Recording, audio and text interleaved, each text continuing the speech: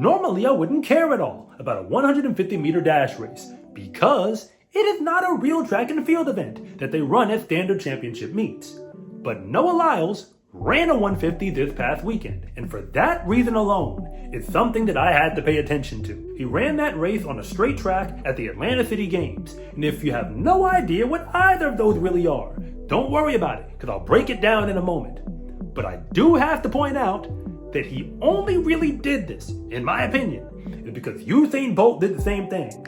Years ago in Manchester, he ran a straight track 150, and he broke the world record. Because anytime he competes in a sprinting event, that's about what he does. So when Noah Lyles showed up to compete in Atlanta, it should have been understood by anybody who was watching that this was a world record attempt that he was putting down. And he didn't break the record, but he got dangerously close, only 600ths of a second off of it. In case you didn't remember, nobody is even 600ths of a second off of Usain Bolt's 100-meter world record.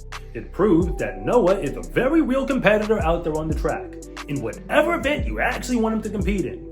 It could be a 4x4, it could be a 60, a 100 or a 200, and apparently a 150 as well. But instead of simply going on about how amazing that performance actually is, because I've got more I could say, and I might even say more of it soon, but I've also got to address the circumstances around this race, because it was very concerning. It's no secret that at this very moment, professional track and field has a bit of a marketing problem. And the Atlanta City Games is, I guess, trying to move us in the right direction. But we've got to clarify where we actually are in the GPS before we can figure out where we're going. And ultimately, the entire Atlanta City Games, which is a 3-hour event, was streamed from Noah Lyles' personal YouTube channel. And interestingly enough, this is not the first time that a track and field meet, not just one race, the entire meet, was streamed from an athlete's personal channel. Masai Russell did the same thing for the Miramar Invitational. Let that sink in. We are now at a point where a professional track and field athlete can end up streaming an entire athletics event. Not just the races they are actually in, but the entire event online through their channel.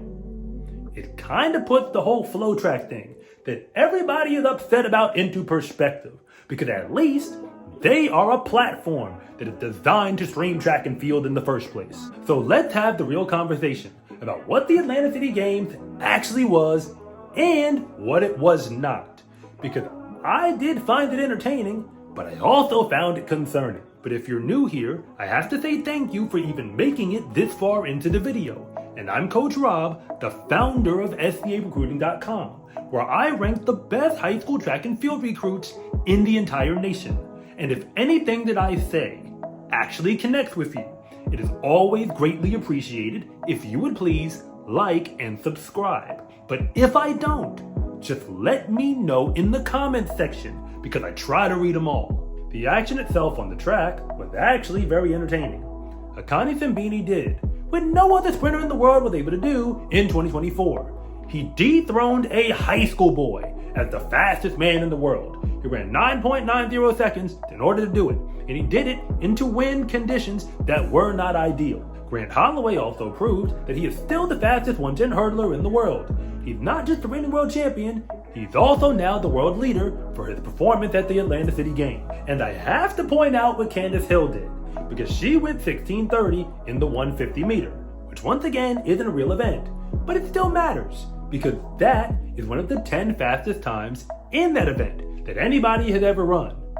It doesn't necessarily mean that Candace Hill is going to make the Olympic team in the 200 or the 100, because the 150 isn't really either of those events. But it still means that she is a threat, because people seem to have forgot that she was the high school national record holder over a decade ago and turned pro immediately thereafter. So it is exciting to see her run very fast, even if it is technically in an unofficial event. All of those races, in addition to many more, were essentially a warm-up for Noah Lyles to come to the stage and try to break the world record in the 150 straight track. The concept of a straight track is simple. You normally take track surfacing and lay it out for 200 meters or more. That way, you can run an event like a 150 or even a 200. Usain Bolt did both on a straight track and run them without having to do any turns. the records that you break are always unofficial.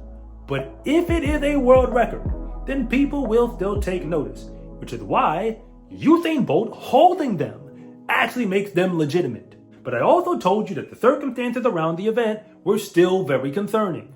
So allow me to clarify that which might be going unsaid. It's called the Atlanta City Games, but it was definitely sponsored by Adidas.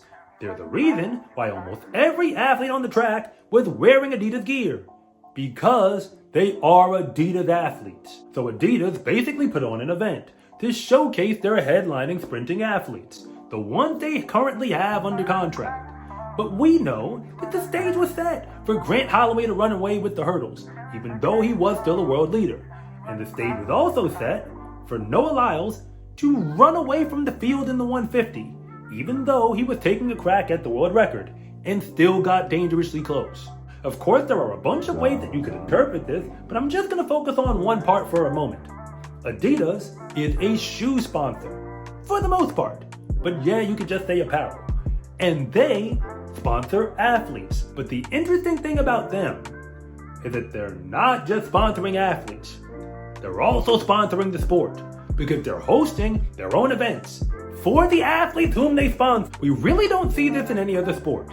It's no different than if Nike basketball sponsored an event, with only Nike Pro basketball players who are under contract with them competing in the event.